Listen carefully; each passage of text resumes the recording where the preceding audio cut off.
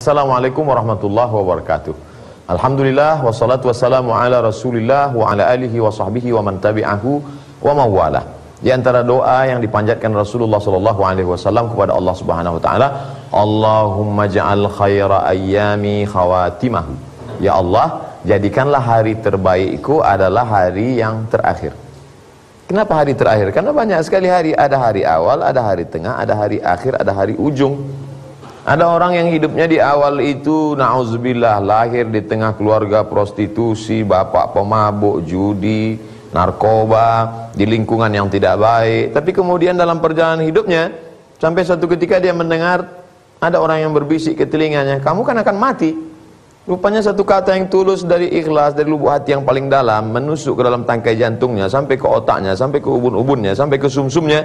Sampai di tengah malam terngiang di telinganya, kamu akan mati, akan bawa bekal apa?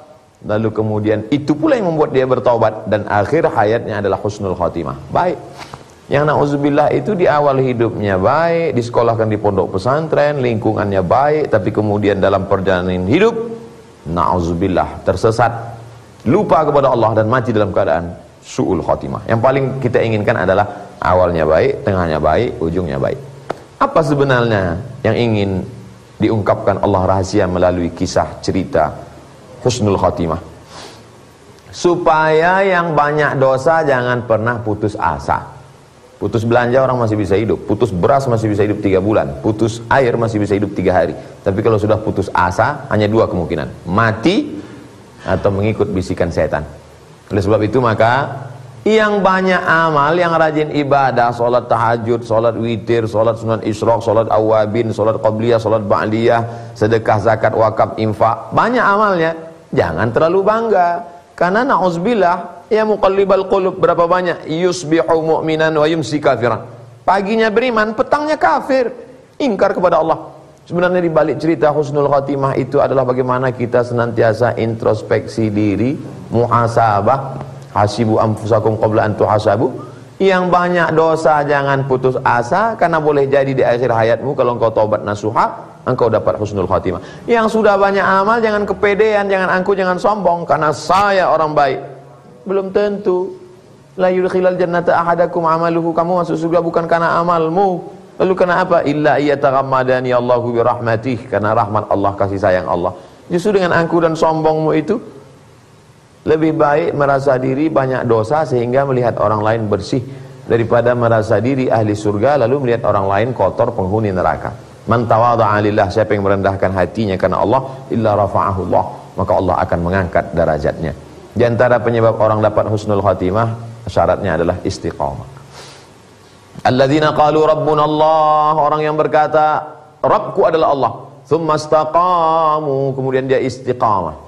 Tatanazzalu alaihimul malaikah, turun malaikat.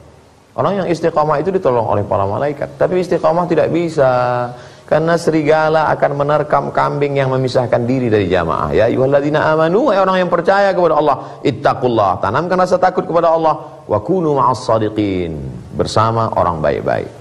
Kadang kita lupa, datang orang lain menasihati kita, wa tawasau bil haq wa tawasau bis sabr. Ini salah, ini enggak benar. Letak peci kita saja kita tidak tahu kalau tidak diberitahu orang. Kadang langkah kita saja kita tidak tahu berapa banyak orang yang kesandung kalau tidak diingatkan orang. Ingat, lubang besar tidak membuat orang jatuh, tapi kerikil yang kecil membuat orang terpeleset. Karena orang selalu khawatir kalau musibah besar di depan, tapi karena dosa yang kecil, sepele, remeh-temeh, justru itu membuat dia jatuh dari kemuliaan Allah Subhanahu wa ta'ala. Di antara menyebabkan orang dapat husnul khatimah adalah selain istiqamah, banyak-banyak bersedekah. Shadaqatus sirri, sedekah rahasia, diam-diam, yang tahu hanya dia dengan Allah, tudfi'u mitatassu, menolak mati dalam keadaan su'ul khatimah. Orang yang istiqamah beribadah, baik dalam senang maupun susah, baik dalam lapang maupun sempit, tatanazzalu alaihimul malaikah, turun malaikat kepada mereka. Apa kata malaikat? Allah takhafu, jangan kau takut, wala tahzanu, jangan kau sedih. Karena ternyata orang yang mau mati sakaratul maut itu ada 2 perasaan. Pertama takut, kedua sedih. Takut masa depan, sedih masa lalu. Sedih meninggalkan anak, sedih meninggalkan keluarga, sedih. Takut sakaratul maut, takut malaikat mungkar nakir, takut malaikat, takut titian siratal mustaqim. Tapi insya Allah orang yang istiqamah, Allah berikan dia malaikat berkata, wa abshiru bil jannati allati kuntum tu'adun, masuklah ke dalam surga yang dijanjikan Allah Subhanahu wa taala. Jaga jamaah, pertahankan istiqamah, berakhir dengan husnul khatimah. Semoga bermanfaat. Terima kasih. Wassalamualaikum warahmatullahi wabarakatuh.